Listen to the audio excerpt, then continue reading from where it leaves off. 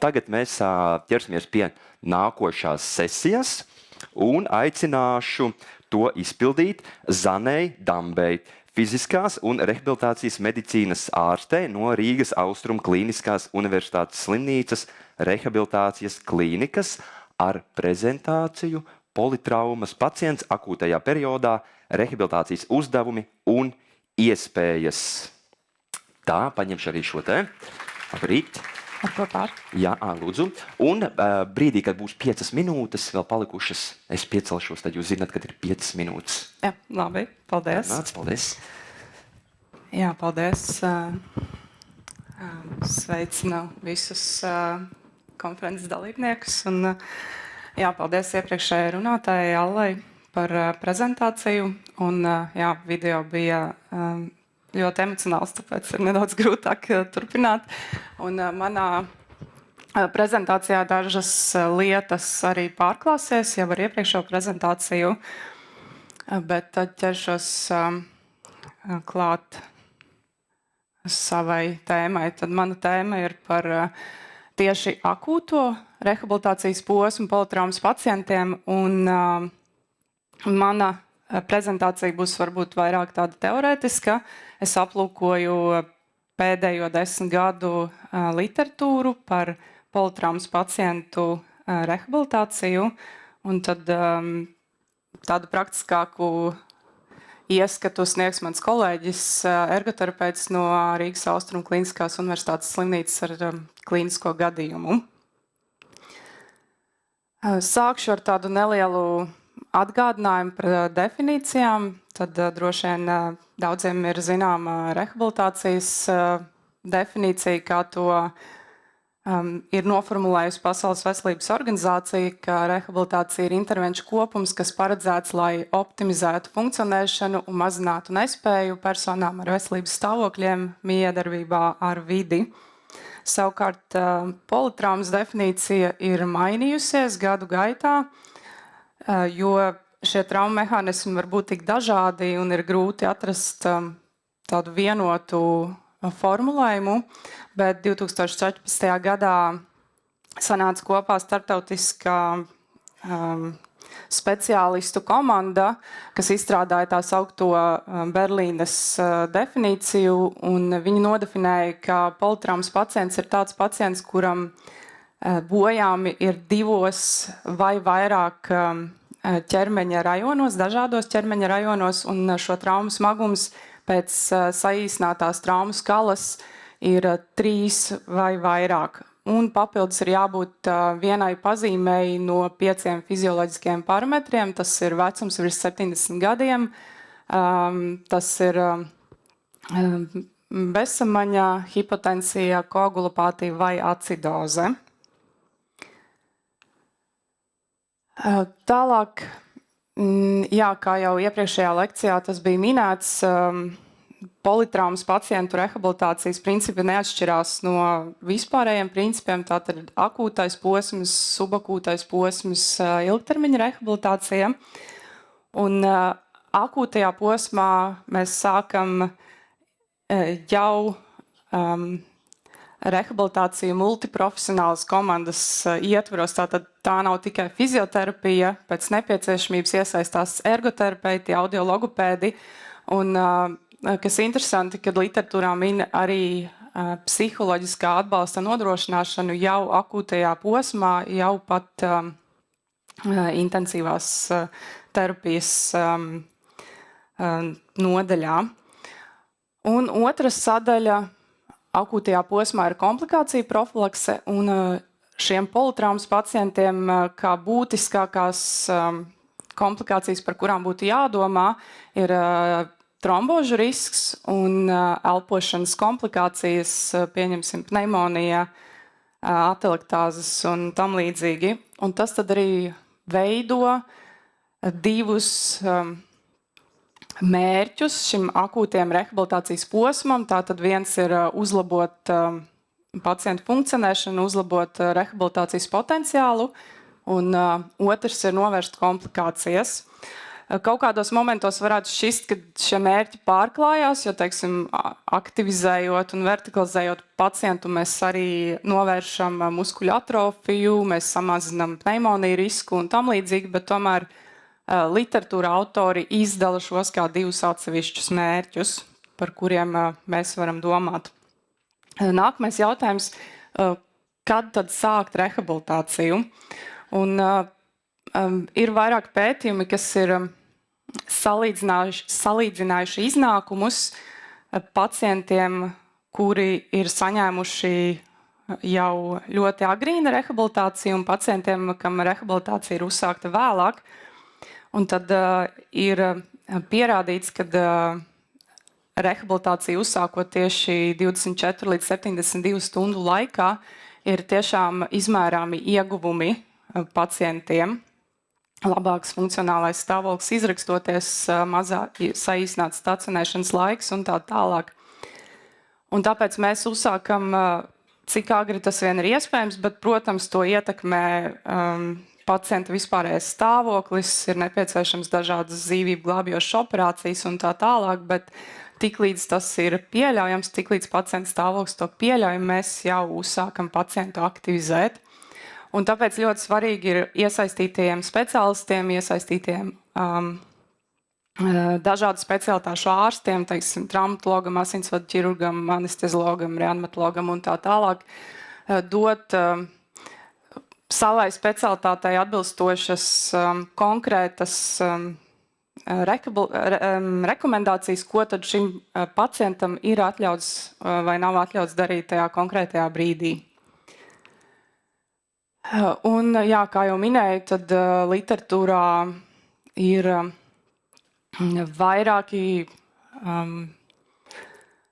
pierādījumi tam, ka šī agrīnā mobilizācija tiešām ir efektīva un ka tā uzlabo pacienta iznākumu. Un šeit ir tāds apkopojums no literatūras, kādi tad ir šie ieguvumi, kas ir tiešām statistiski arī pierādīti, ka šiem pacientiem, kam agrīni uzsāka aktivizēšana, ir mazāk komplikācijas, viņiem ir labāks funkcionēšanas stāvoklis izrakstoties, viņiem ir mazāks gultas dienu skaits, viņi ātrāk izrakstās no intensīvās terapijas nodaļas, ir labāka pēctecība, tātad šiem pacientiem jau laicīgi sāk plānot nākamo posmu un var nodrošināt secīgu pakalpojumu saņemšanu. Pacientiem ar galvas traumām vai muguras smadzeņu bojājumiem agrīni jau sāk tiek aktivizēti neiroplasticitātes procesi, un kas manuprāt, likās tāds būtiskākais moments, kad agrīna rehabilitācija ir izmaksu efektīva ilgtermiņā. Tātad, lai gan sākumā tas šķietam prasa vairāk resursus, bet ilgtermiņā mēs ietaupām agrīni mobilizēt šos pacientus, jo mēs nemaksājam par komplikāciju novēršanu, ir ātrāk izrakstīšanās, tātad saīsināts gultas dienu skaits, pacienti ir spējīgāki, neatkarīgāk funkcionēt, tātad ilgtermiņā agrīna rehabilitācija ir izmaksu efektīva. Tālāk es gribēju izcelt šo te algoritmu, ABCDEF algoritmu, kuru apraksta tieši intensīvās terapijas posmā, traumas pacientiem.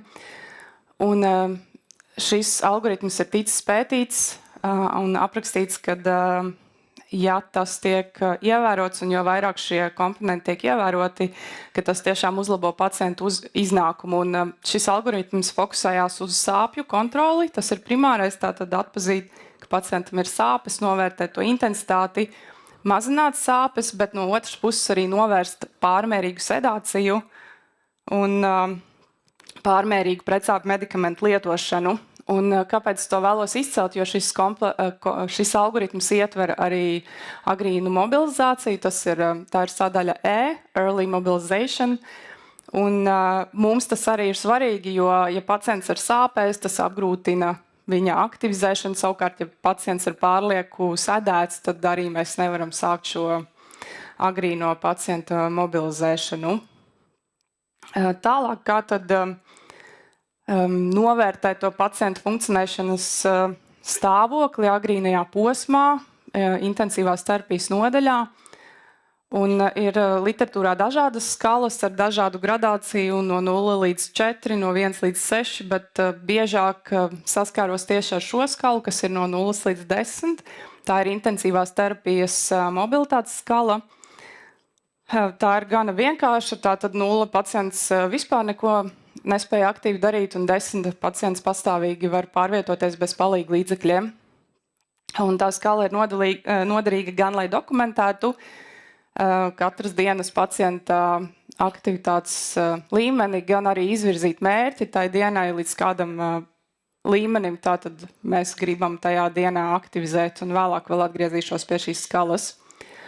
Tālāk, kā tad zināt, vai šajā brīdī ir droši pacientu vispār aktīvi mobilizēt? Un literatūrā atradu tādu plašu apskatu par šo tēmu, kur Hoksons ar saviem kolēģiem 2014. gadā pārskatīja visus literatūrā pieejamos datus un izveidoja komandu, kas sastāvēja no fizioterapeitiem, intensīvās terapijas speciālistiem, arī no medicīnas māsām. Un viņi tad šos kritērijus apkopoja un centās panākt vienošanos savā starpā, kurā gadījumā tad ir droši un kurā nav droši pacientu aktīvi mobilizēt. Un viņi izveidoja tādu Luxforu sistēmu, tātad zaļie kritēriji ir droši aktivizēt, dzeltenie būtu jākonsultējas ar ārstējošo ārstu, ar pārējiem iesaistītiem speciālistiem, un sarkanie kritēriji nav droši aktīvi mobilizēt pacientu. Šeit ir tikai tāds īsts kopsavilkums, tajā rakstā ir pieejamas plašākas tabulas ar šiem kritērijiem, bet tam šobrīd nepietiktu laika, bet raksts ir brīvi pieejams internetā. Un viņi sadala šos kritērijus 4 kategorijās: respiratorie kritēriji, kardiovaskulārie, neiroloģiskie un dažādi ar traumu saistītie kritēriji. Un varbūt, ko es gribētu izcelt, tad pie zaļajiem kritērijiem bija intubācija. Tātad intubācija nav kontraindikācija aktīvas mobilizācijas uzsākšanai. Tad par vazopresoru devām tā arī neizdevās panākt vienošanos. Tātad tur tomēr būtu jālemj individuāli par katru pacientu, pie kādām devām tad būtu iespējams pacientu aktivizēt. Tikai izdevās vienoties, ja devas ir pieaugošas un ir vairāk vazopresori, tad nebūtu droši pacientu aktivizēt, bet, teiksim, zemes devas un stabila deva, tad pacientu var droši aktivizēt. Un pie neiroloģiskiem faktoriem tad ir sedācija vai psihomotors uzbudinājums, un tur viņi izmantoja Ričmondas uzbudinājumu un sedācijas skalu, kur 0 ir pacients ir nomodā un nav uzbudināts, un tad no +1 līdz +4 ir uzbudinājuma stāvokļi, un attiecīgi no -1 līdz -5 tie ir sedācijas stāvokļi. Un tad, teiksim, ar vieglu psihomotoru uzbudinājumu tad tomēr būtu jāapspriežās ar pārējo komandu, vai ir droši pacientu aktivizēt. Un šie kritēriji ir izmantojami. Tas nav tāds, ka mēs izvērtējam un visu turpmāk mēs varam pacientu droši aktivizēt. Nē, tos izmanto katrā mirklī, kad mēs gribam ar pacientu strādāt, jo tā situācija var mainīties pa stundām. Teiksim, no rīta pacientam bija kāds sarkanais kritērijs, mēs nevarējām strādāt, mēs atnākam pēcpusdienā, tad pacients jau ir stabils un mēs varam strādāt. Tātad šos kritērijus vienkārši atnākot pie pacienta, izvērtē elpošanas rādītājus, kardiovaskulāros, neiroloģiskos, traumu specifiskos, un tad arī nolemj, vai ir droši vai nav droši pacientu aktivizēt. Kontraindikācijas, kas būtu traumai specifiskas, šie ir stāvokļi, līdz kuru novēršanai tātad mēs nevaram pacientu aktivizēt, un es aplūkoju tieši politraumu pacientiem specifiskos stāvokļus, tātad tie ir dažādi nestabili lūzumi, nestabils mugurkauls. Pacientam ir nepieciešama ventilācija prona pozīcijā, vai ir pacientam izteikts psihomotors uzbudinājums, tātad līdz tā novēršanai mēs nevaram ar pacientu strādāt. Un tālāk ir mobilizācijas pārtraukšanas kritēriji. Tas nozīmē, ja aktivizēšanas laikā parādās kāds no šiem kritērijiem, mēs pārtraucam tā brīža sesiju. Tātad, ja krītās saturācija zem 80, ja ir kritiens, ja ir būtiskas asinsspiediena izmaiņas, ja pacientam palielinās stress un pacients atsakās sadarboties, ja attīstās aritmija, ja intrakraniālā spiediena izmaiņas attīstās un ja neplānoti evakuējas kāds drenas katetri, endotraheālā caurule, tad arī mēs pārtraucam sesiju. Un tas tad bija tāds ātrs ieskats drošības kritērijos, kad tad būtu droši sākt pacientu aktivizēt. Tālāk par iespējamām komplikācijām es jau nedaudz ieskicēju. Šeit ir apkopotas un sadalītas pa sistēmām tās komplikācijas, kas literatūrā ir minētas tieši politraumas pacientiem akūtajā posmā. Un tad es jau iepriekš izcēlu trombožu risku. Šiem politraumas pacientiem ir augsts trombožu attīstības risks līdz pat 60%, ja viņi nesaņem profilaksi. Tad elpošanas komplikācijas, pneimonija, imobilizācijas dēļ, muskuļu vājums, kontraktūras, tad ir šīs te kritiskās slimības neiropātijas, kritiskās slimības miopātijas, protams, izgulējumi, brūču infekcija var pievienoties, neiropsiholoģiskās komplikācijas, delīrijas, posttraumatiskā stresa sindroms un citas malnutrīcija, disfāgija.